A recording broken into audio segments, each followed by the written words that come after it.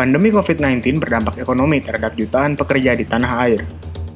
Berdasarkan data Kementerian Tenaga Kerja, sejak 1 Mei 2020, ada 1,7 juta pekerja dirumahkan dan terkena PHK.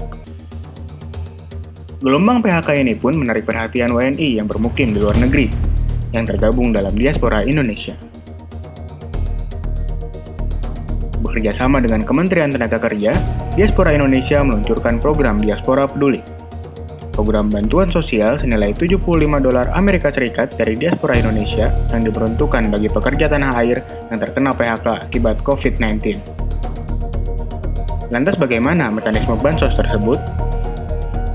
Untuk membahasnya, episode Merdeka Bicara kali ini kami akan berbincang dengan Ketua Dewan Pengawas Diaspora Indonesia Dino Patijalal mengenai peran Diaspora Indonesia melawan Corona.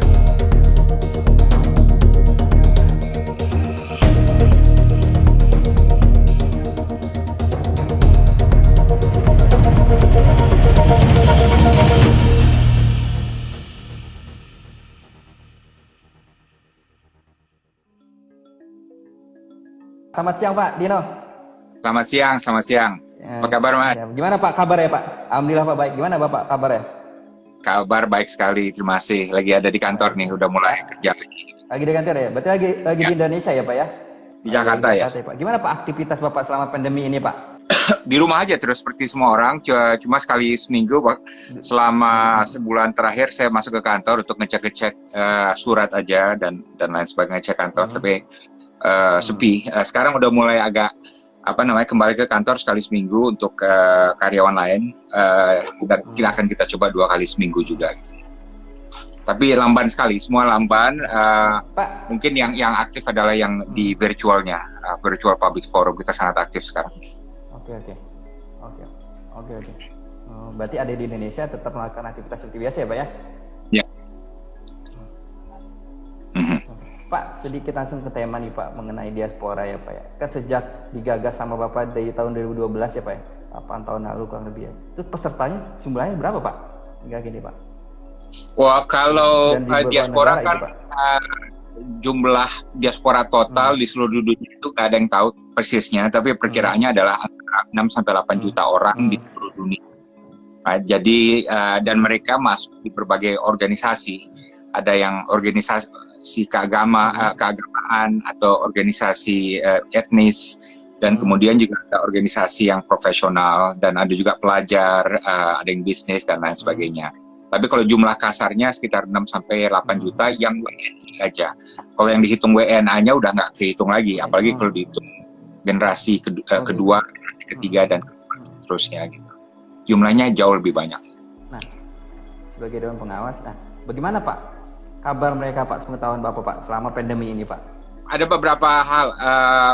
Kalau yang memprihatinkan itu adalah yang PMI ya, pekerja migran ya.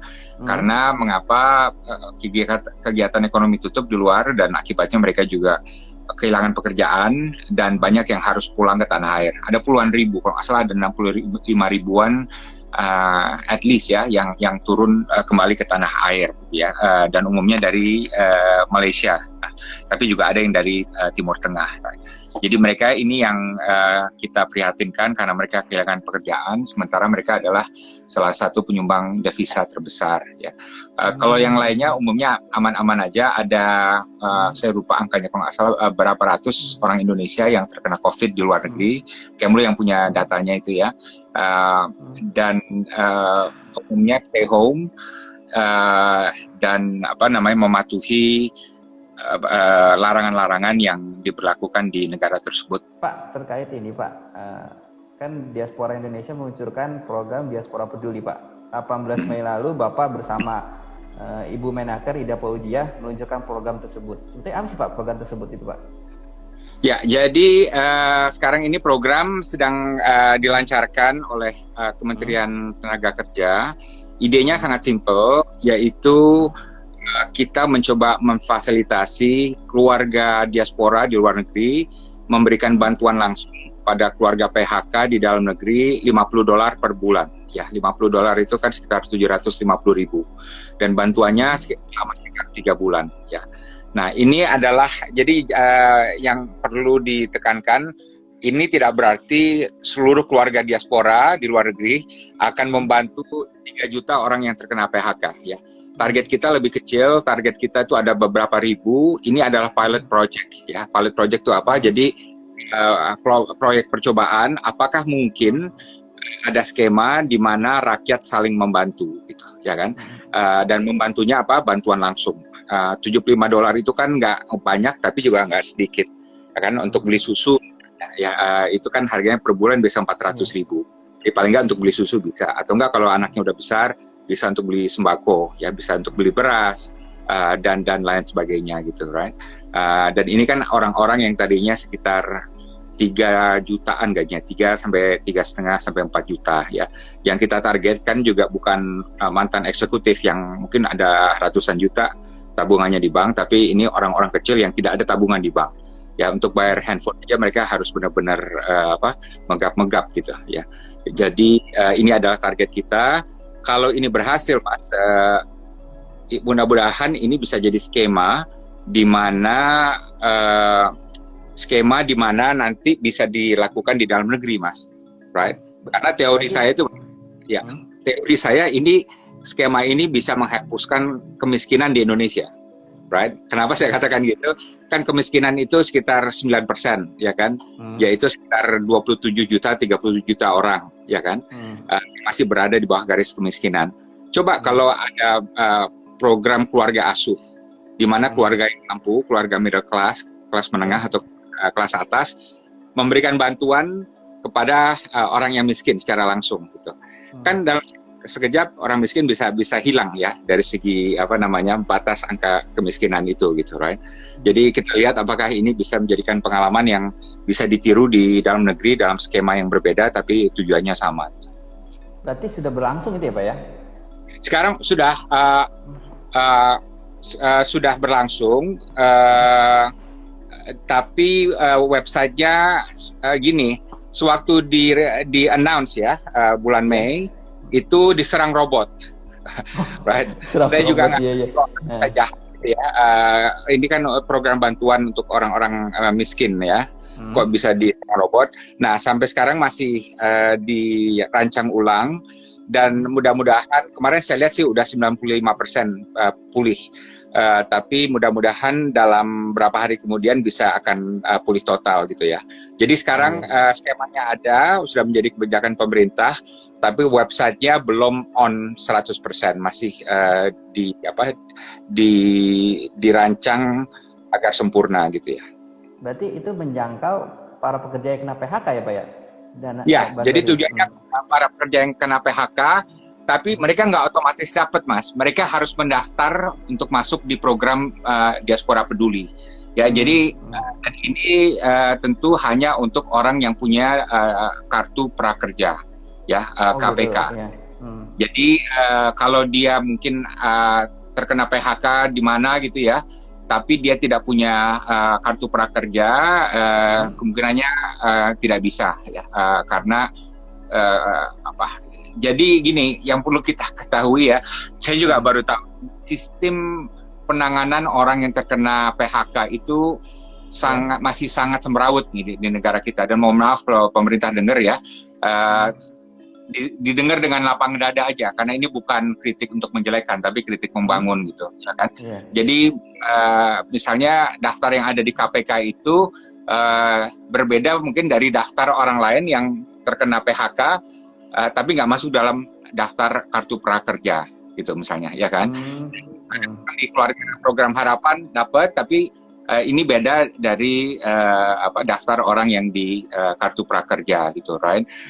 Jadi ada berbagai skema yang ini berbeda-beda, dan kadang-kadang juga provinsi bilang, kami udah kirim daftar kami nih yang kena PHK gitu, masuk juga di daftar kartu prakerja yang di pusat gitu, right?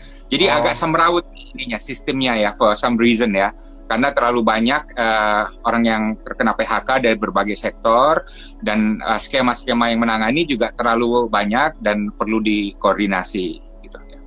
Berarti penerima yang PHK dan terdaftar dalam kartu prakerja, intinya itu ya, Pak ya? Ya, betul ya. Ya, jadi orang dirumahkan juga, tapi yang jelas mereka harus didaftarkan di program Diaspora Peduli. Jadi gini, sekarang ini kita mengirim, jadi dari 3, juta daftar orang yang terkena PHK, kita dapat daftar 100.000. Ya, nah dari 100.000 itu kita mengirim pesan ke orang-orang di 100.000 itu. Nah ini siapa-siapa yang duluan aja nih yang masuk gitu, ya kan? Yang dapat ya. Tapi juga dibuka kemarin oleh Kemenaker secara proaktif. Kemenaker.go.id, silakan dilihat ya. Nah mereka bisa mengirim nama mereka langsung ke website itu. Nah nanti dicocokkan apakah benar. Kalau benar mereka bisa langsung masuk di kartu Diaspora Peduli gitu. Berarti kartu Diaspora Peduli, benar. Maaf. Berarti mekanismenya lewat Menaker juga ya Pak ya? Ya, ini program Menaker memang. Ini ide dari Diaspora dan kemudian diinovasikan menjadi program kerjasama Kemenaker, tapi yang menjalankan adalah Kemenaker. Karena mereka yang punya datanya kan. Kita nggak punya data dari prakerja. Nah, itu Pak, jumlah donasi kan tadi 50.000 hingga 100.000 dolar ya? Sorry, $50 sampai $50 per bulan. Sorry. Per bulan. Itu selama berapa Pak? 3 bulan? 50.000 per bulan, sekitar segitu ya. Berarti selama 3 bulan atau berapa bulan Pak?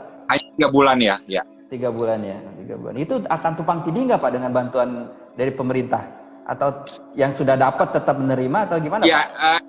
Sudah dapat tetap bisa menerima, jadi itu rezekinya dia tentu, ya kan? Rezekinya dia, iya. Rezeki anak soleh, iya. Daftar, dia harus terdaftar di program Diaspora Peduli. Tidak bisa dia berasumsi karena dia masuk ke kartu prakerja dia otomatis akan dapat. Ya. Oh gitu, berarti tetap dapat aja kalau sesuai datanya ya, ada. Ya. Tapi Pak, secara keseluruhan, baik di Amerika dan di negara-negara lainnya, kondisi diaspora Indonesia gimana Pak? Jadi gini, diaspora itu kalau diibaratkan kota, mungkin kota kedua terbesar di Indonesia setelah Jakarta. Ya, dengan jumlah yang 6-8 orang itu. Dan jangan lupa diaspora itu rata-rata lebih kaya dari penduduk Jakarta. Gitu. Termasuk yang di Malaysia ya, kalau mereka terima UMR pun, UMR-nya bisa 2 kali lipat lebih besar dari di Indonesia gitu, right? Jadi kondisi diaspora di luar negeri itu umumnya rata-rata bagus ya, baik yang PMI maupun non PMI, dan mereka juga umumnya kelas menengah ya, dan umumnya mereka berpendidikan relatif tinggi, dan jadi kondisinya seperti itu, makmur, kreatif, idealistis, patriotis juga ya, dan selalu siap membantu tanah air. Berarti itulah Pak ya yang harus melandaskan mereka untuk membuat Diaspora Peduli itu ya Pak. Karena mungkin secara penghasilan mereka juga lebih besar ya kan. Yes, dan makanya angka yang disetujui $50. Karena $50 sama dengan biaya kalau kita tinggal di London misalnya atau di Paris ya, $50 itu sama dengan biaya makan siang untuk satu orang. Ya kan, 50 itu kan mungkin 30 euro ya. Kalau kita masuk restoran, makan steak atau apa, itu satu kali makan siang itu, right? Dan kita bilang ke diasporanya, kamu korbankan aja satu makan siang untuk bantu satu keluarga di tanah air selama sebulan, ya kan? Ya, jadi makanya angka $50 yang kita ambil gitu, untuk $50 itu satu orang menyumbang $50 untuk satu keluarga gitu ya Pak ya? Ya, satu keluarga ya. Oke lah. Terima kasih Pak Dino perbincangannya. Ya, kan? Ya, terima kasih. Siap Pak Dino. Semoga sukses terus dengan diasporanya, ya kan? Nah, terima kasih Pak Dino. Terima kasih Mas ya. Salam semuanya. Thank you. Siap. Yuk.